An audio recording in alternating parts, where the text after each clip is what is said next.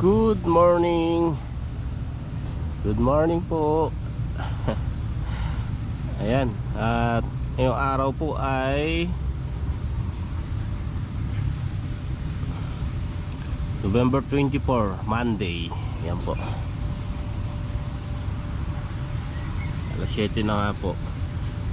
Nagpapatubig ako dito sa sile, sa Panigang kahapon. So nakat na yung vlog natin. Hindi na ako napag-vlog nung nagpatubig na kami ni Bato. At pakita ko po sa inyo yung faktura natin kahapon.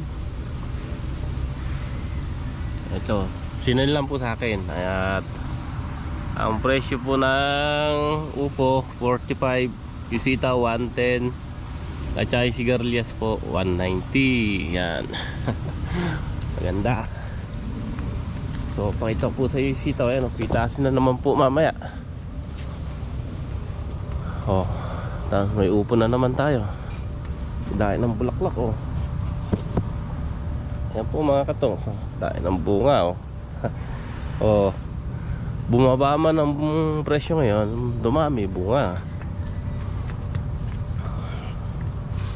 Yung upo natin, grabe mga katong. Pakita ko po sa inyo. Parang ano, parang mga bumbilya, nakalawit. Oh.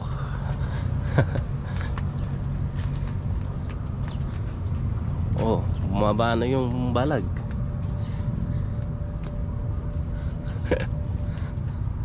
Grabe. Ilan yung upo rito? 2, 4, 6, 10. Tabi-tabi. Ay, sitaw, pansit na naman ang sitaw natin. Oo, diba? Pitas na naman tayo mamaya at saka bukas. Bawasan na natin yung sitaw.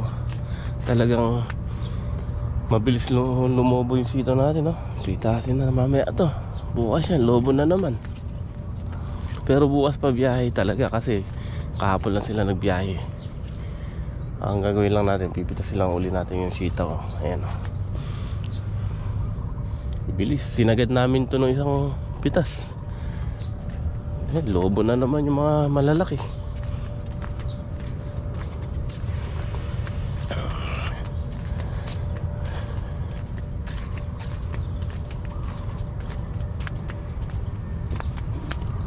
Hey, ganda ng sitaw.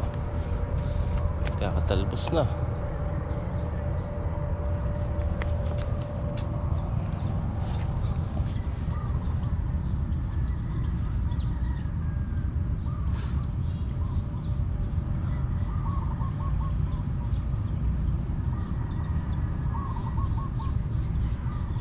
Buhay na yung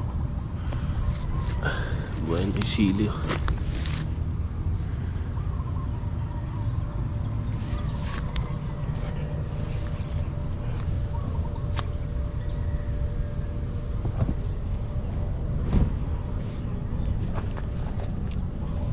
Ba tayo lumusot dito?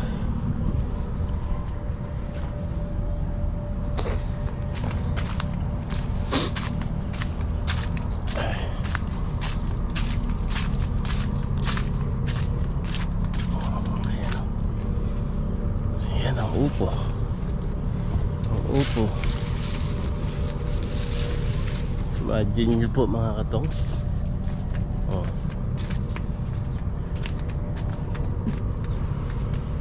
40, 45 isa.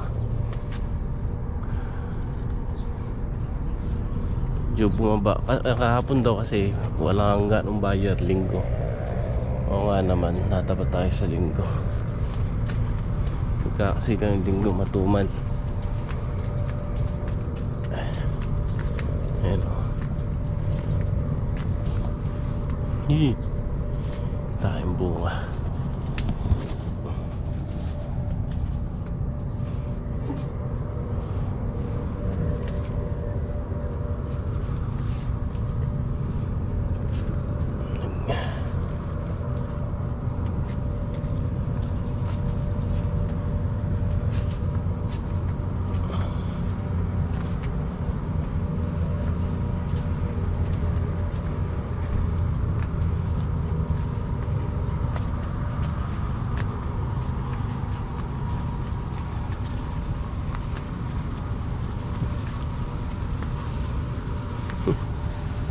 Ito.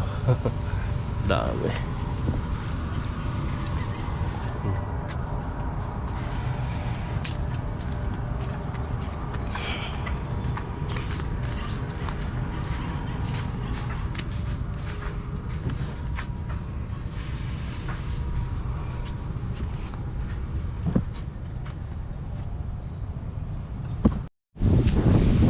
So okay mga kataong, sayan nga po ano, nagpapatubig kami ni Bato rito sa sili.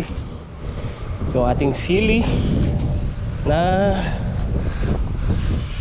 ito yung kung natatandaan nyo po, accidentally ko lang na nabili ipunla na ito. Galing ako sa Sangitan nun tapos umuwi ako sa bahay sa Gapan. Then maya nag-chat nung pauwi ako, nag-chat si Kasidling na kung may punla daw siya na tanimin na panigang. So sabi ko kahit mga 23 kukuha ko para totoo lang, wala akong plano, ala akong hindi nakaplano, hindi ko alam kung saan ko itatanim. Pero nung naalala ko to, yung area na ito, kung natatanda nyo, madamo pa yan, tapos binomba natin dahil nga pinagtataguan ng mga naninira sa talong. Ngayon naisip ko dito namin itanim, kaya yung mga kasama ko nagulat, ba't may dala daw akong punlang sili, saan ko itatanim? Kasi ako sa totoo lang nanghinayang ako. Kung natatandaan nyo, sabi ko nga ayoko mawawala ng siling panigang kasi dyan tayo swerte, dyan tayo tumama kung meron tayong siling panigang ngayon, de sana laki ng kinita natin. Biruin nyo, ang tagal ng mahal ng sili, buhat nung tinanim namin ito mahal na. Pero sabi ko nga, yung 23 na yon, halagang 3,600, susugal natin. So mukhang mananalo naman tayo kasi ayan na. May mapipitas na tayo mga sa susunod na araw. Makakahalo na tayo. Ayan, kahit madalang pa yung bunga, at least sa mahal ng presyo panalo na tayo rito. Kahit sa isang harvest bawi na tayo yung puhunan niya. Baka 2 bundle lang tayo, 3 bundle dito at yung sinasabi ko nung umuwi ako galing nagbiyahe, dala ko sili. Kung napanood nyo yun, sinakay ko lang sa kulong-kulong, tinali ko lang kung ano-ano. Nagulat yung mga kasama ko rito sa ko daw itatanim. At sabi ko bahala na, hanap ka ko natin kung saan. Nakita ko nung binomba ko to, dito ka ako pwede kahit kapapatay lang ng damo. Sabi ko bunutin na lang yung yung damo sa tudling, ilabasin na lang muna natin tudling para maitanim na. So ayan. Sa totoo lang late na nga po ito kasi 50 days na ito nasa 50 days. Natanda ko October 8 kung kinuha yung punla na ito nakuha. So nasa 50 days na nga po yan. Naalig lang tayo sa pag-abono kasi nabisi tayo sa pag-harvest ng ampalaya at pipino nun at sa talong. Pero nahahabol naman natin. At kung natandaan nyo, bumili ko ng pungguran nung isang araw. Sabi ko nga may tama yung sili natin, tinamaan ng bakterya. Yung dahon nagkaroon ng fungus. Tignan nyo po, nung binomba ko to, ayan na-control, natuyo na. Maganda talaga yung pungguran sa sili. Tignan nyo po, wala na, na-control na. Ayan yung mga bagong sumong ganda. So ayun si Bato, siya nagdidilig. Ako, ewan ko bakit to, medyo hindi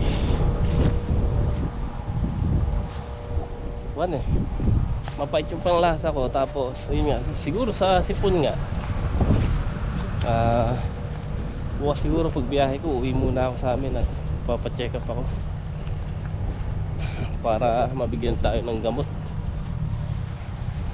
Sipon to mga katong kasi iba din yung pandinig ko, tapos pait yung dila ko, panlasa ko. Konti-konti nga lang ako nakakakain. Okay mga katongs, ayan, update ko na lang po kayo dito sa ating na-harvest. So pasensya na kayo kung i-check lang natin yung karga natin ano. So dalawang motor ko kami, dalawa, yung kay Greg. Kasi hindi kumasya sa dito, marami pala yung upo. Pero siguro 50. So nandito na nga po kami sa Sangitan.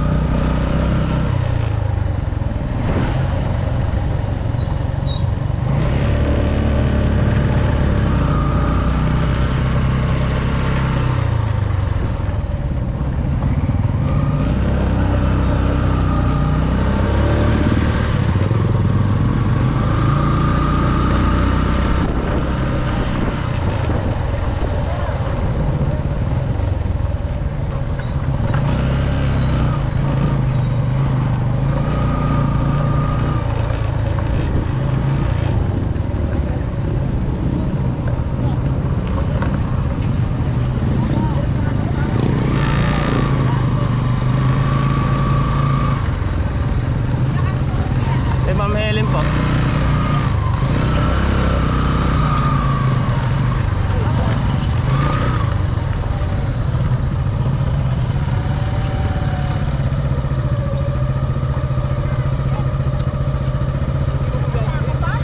Hindi, may nakabando.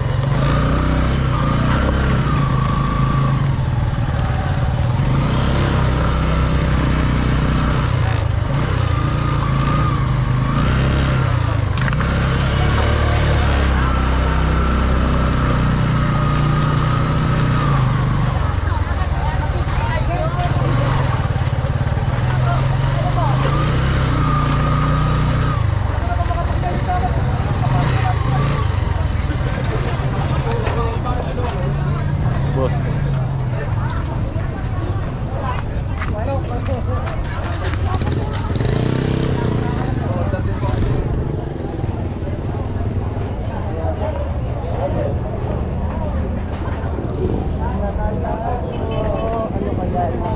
Upot sitaw. Upot sitaw. Ada ko sili.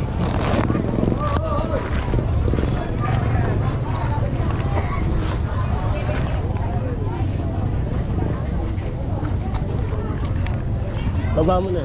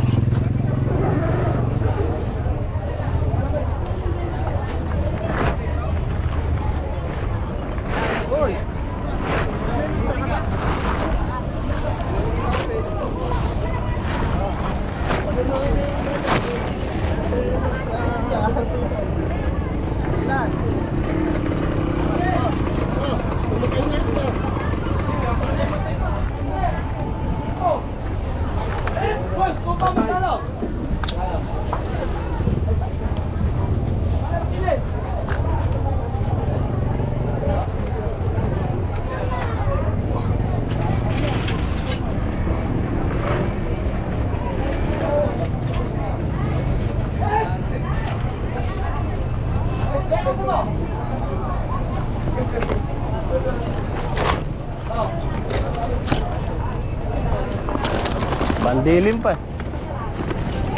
Alang bandil eh. Hindi kumuha.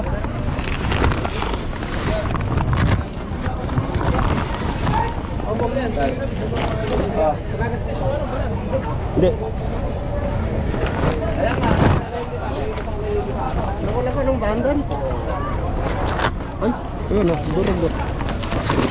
Ayan lang, durog ba?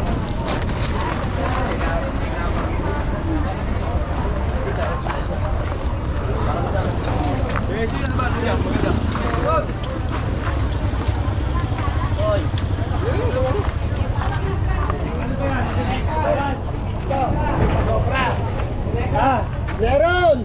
Pagkaroon ng gilid ko yan. Ay, baka na. Dapat gilid ko yan. Pero, okay na. Oo. Ilang upo, pare ko eh? Ha? Ilan? 37. Ilang upo? Ah. Baka.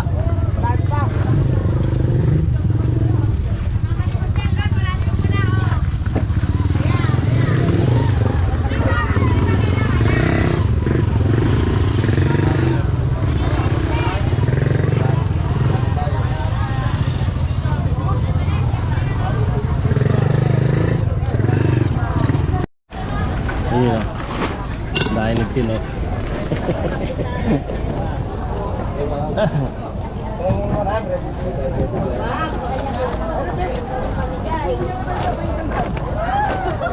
Napakalakas naman kay Jeff.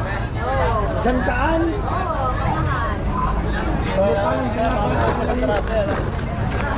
Babawagan. Yeah.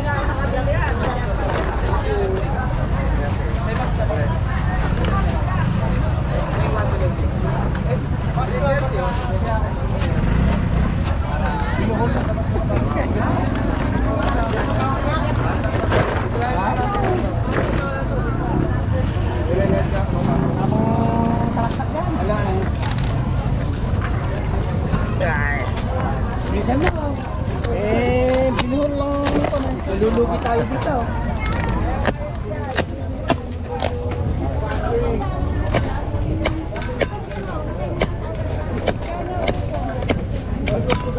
Ini para?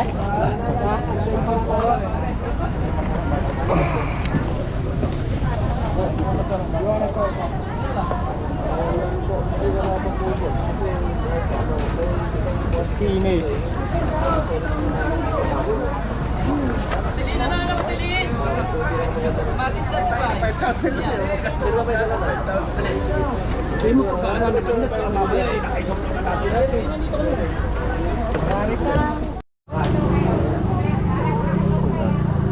Dos 22.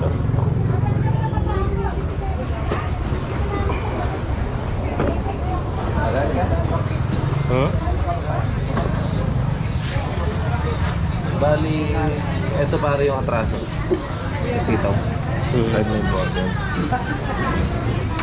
Pinaiaga natin ng konti, sana yung upo. Susunod. Susunod. Na-traffic eh. Ayan o, tambak. Tambak. Nagkataon lang kasi pare nung nung tumawad sila, hindi ko na binitawan. Oo. Takot ako. Nakakita ko yung tambak rin. Dami ah. Pati Yari. sitaw, tambak na ano. Pare, bumubulusok. Ang palayata ngayon lang mata. Ang ampalayang medyo okay naman ang presyo. Okra, sumingit. Ako ay magulang ka? Ikaw ang magulang, hindi yan. Gusto mo pa karamdam mo, alam? Kilalang yan. Suma pa rin pakiramdam eh.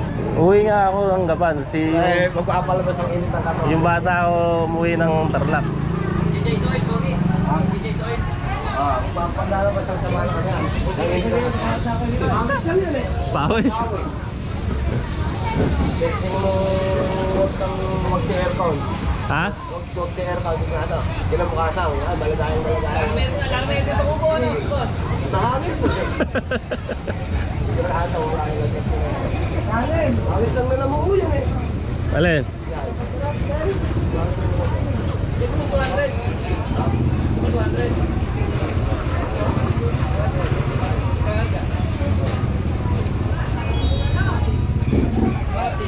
Ito, 13 sa katinaan. Tara. Wala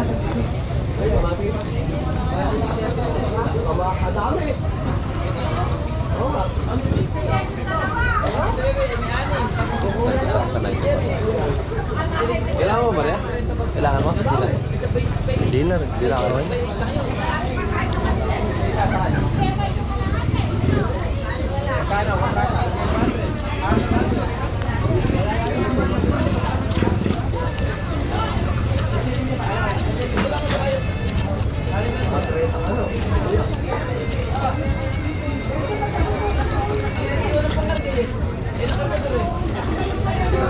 Kung tinanghali ka pa mga 30 minutos ko, patay na tayo.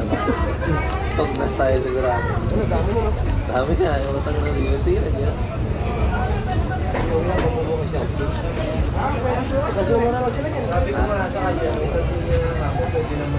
Oo, pwede mo po pinasapo. Pwede o. Oo, umaga bundle mo, pero pitas mo hapon. Pero umaga bundle. Hapon. Kala ko di pwede. Pwede. Basta pupunasan mo nga lang para makinis pa rin. Para makasama. Importante maaga talaga. Malakas lang talaga yung pwesto natin eh. Pero kung hindi pa tayo matadala. Yan, ipapapabukas na. Alay. Hindi nakakayanin yan. Yung dampak lupo eh. Tingnan mo, singginis lang. Dami na, ano?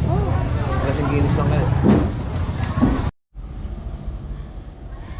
Okay, good morning po mga katong. Ayan, time check tayo. Alas 7 nga po ng maga. So, November 26, araw ng Miyerkules. So, ayan, kahapon nga po nag-deliver ako sa Sangitan. Pasensya na po kayo, medyo putol-putol yung vlog natin. At kahapon, pag-deliver ko, nagdalawang tricycle na nga po kami dahil medyo marami upo. Tapos, nakaplano naman po talaga na uuwi ako. So, sabi ni Kuya, gamitin ko na daw yung motor niya para magdalawang tricycle kami doon sa paghatid ng gulay Sangitan. Then si Greg, ibabalik niya yung kulong-kulong sa farm. Tapos ako, diretso uwi ako dito sa Gapan. Dahil nga po ilan araw na tayong hindi maganda ang pakiramdam. So nakita ni Kuya, noong gabi kasi nilagnat ako hanggang kinabukasan yung kahapon. So kahit pa paano, buti na napag-try pa tayo. Sabi ni Kuya kahapon, umuwi daw muna ako at dito daw ako magpagaling dahil pag doon daw hindi daw ako makatiis na hindi gagawa. Nakikita niya kasi. So sila na daw muna bahala doon. At yun nga po kahapon, after na mabayaran yung faktura, umuwi na rin ako rito. So nung pag-uwi ko, inabutan ako ng ulan sa daan. So medyo sumama uli yung pakiramdam ko. Kaya hindi na ako napag-vlog. At yung faktura natin kahapon mga katongs, medyo mababa yung sitaw kasi tinanghali kami. Nakarating kami doon alas 12 na ata mahigit. Napaka-traffic doon sa tulay ng Santa Rosa. Halos 1 oras kami mahigit doon. Dagsa na rin yung sitaw, tapos tinanghali kami, ala ng bayan. So kaya murang nakuha. Nakita niyo po, anong oras na? Alas 2, andun pa kami. So buti yung upo na nakuha kaagad. Magaling si Sir Lexter. Pero daksa na rin yung upo kahapon, ang dami. Kaya yan, shoutout sa iyo Sir Lexter at saka sa mga kanyang mga bata dyan.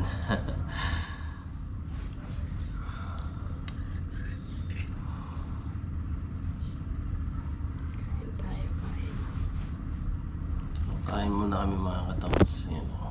Nagluto ni Mrs. ng corn beef. Mga anak ko nagsipasok na. Galing mo siya nagising na sa patay pa lang yata. Isipag mag-aaral yung mga bata na yun. Ayaw na umaabsent.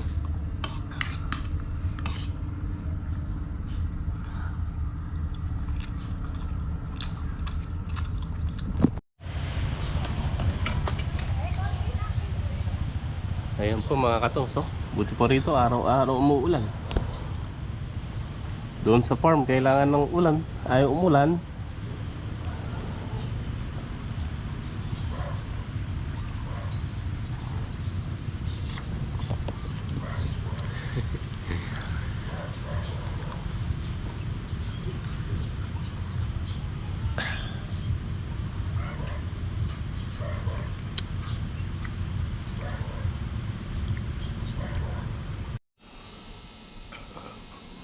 Okay, ayan mga katongs, at pasensya na kayo sa vlog natin at putol-putol. Wala, talagang minsan kailangan ko lang talaga mapakita sa vlog, may update. So kahit na putol-putol, importante yung mga mahalagang pan natin makita sa video. So siguro hanggang dito na lang muna ang vlog natin at kailangan natin muna magpahinga. Tingnan natin kung kailan tayo makakabalik sa farm. Kailangan muna natin full recovery yung katawan bago tayo sumabak ulit.